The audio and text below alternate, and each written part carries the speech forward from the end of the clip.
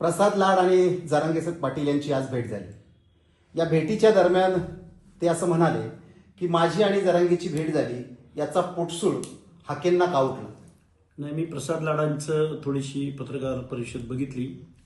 ते म्हणाले की मी जातीसाठी माती खाणार आहे आणि मी आमदारकीचा राजीनामा द्यायला तयार आहे.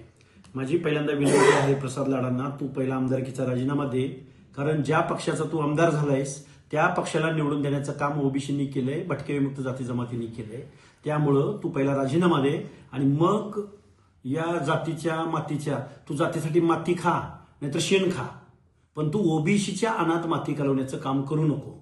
मुळात तुझी कोणती हैसियत आहे, तुझं कुठलं ज्ञान आहे, तू कुठल्या आयोगाचा सदस्य आहेस, किंवा तुला काय सोशल जस्टिस कळतो किंवा संविधान कळतं. तू एक हॉटेल चालवणारा माणूस, कमिशन एजंट, आणि तू जरांगेला जाऊन त्या समाजाला न्याय द्यायचा प्रयत्न करतो. कोण आहे कोण? प्रसाद लाड हा कॉर्पोरेट मधला एक पैसे कमवणारा एजंट आहे, हॉटेल व्यावसायिक आहे. त्यांनी ओबीसीच्या अनाथ माती घालवण्याच्या भानगडीत पडू नये. आणि आम्हाला तू कुणाला भेटला, तू कुणासाठी माती खाल्लीस, आमच्या पोटात पोटशिळ उठायचं कारण नाही. पण महाराष्ट्रातल्या अर्ध्याहून जास्त लोकसंख्येच्या अनाथ माती घालवणाऱ्या जरांगेला जर तुला भाऊ करून घ्यायचा असेल, तू भाऊ करून घे, नाही तर नवरा करून घे, आम्हाला काही फरक पडत नाही.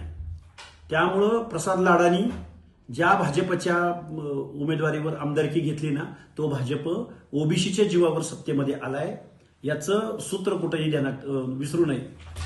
आज तुमचा बुलढाणा दौरा होतोय, काय नाही, आम्ही जातनिहाय जनगणना झाली पाहिजे, ओबीसींना न्याय भेटला पाहिजे, सामाजिक न्याय, ओबीसींचं आरक्षण गेलंय, ओबीसीमध्ये जनजागृती निर्माण झाली पाहिजे आणि ओबीसींच्या वेगवेगळ्या जात समूहामध्ये एकीची वज्रमूळ झालीच पाहिजे. यासाठी आम्ही 100 सभांची घोषणा केलेली आहे आणि त्या घोषणांचा एक भाग म्हणून देऊळगाव राजामध्ये 2-3 सभा आणि सिंदखेड राजामध्ये 2-3 सभा, अशा आम्ही मातृतीर्थ मा जिजाऊंच्या जन्मभूमीमध्ये या सभा घेत आहोत आणि ओबीसी बांधवांशी संवाद साधत आहोत.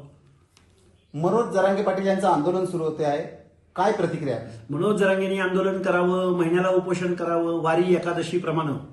आम्ही तर वारी एकादशीला देवाच्या भक्तीसाठी जातो, पण जरांगेंनी रोज उपोषण करावं आणि मुख्यमंत्र्यांनी रोज त्यांच्याकडे प्रसाद लाडांसारखे हॉटेल व्यावसायिक पाठवावेत, त्यांच्याशी खाजगी डील करावं, कॉर्पोरेट डील करावं. आमचं त्यांच्याशी काही देणं घेणं नाही.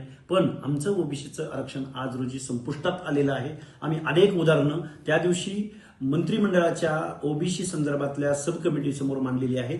त्या प्रश्नावरती उत्तर देण्याचं काम करावं, ही आमची विनंती राहील. आज प्रसाद लाड आणि जरांगे पाटील यांची भेट झाली, आपण त्याकडे कसं पाहता? प्रसाद लाडांनी कोणाची भेट घ्यावी आणि जातीसाठी माती खा, काय खायचं ते खा, पण ओबीसीच्या अनाथ माती घालवू नकोस.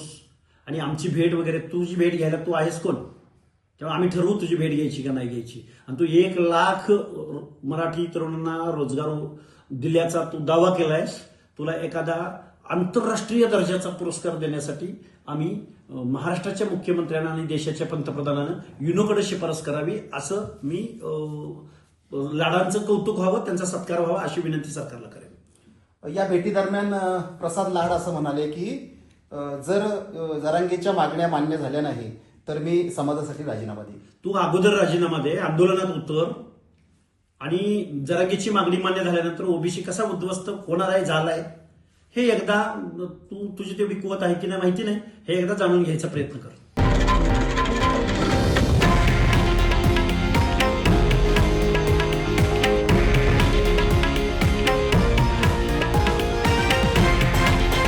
हे आहे देशातील नंबर 1 न्यूज नेटवर्क आणि आपण पाहत आहात TV9 मराठी, एकमेव.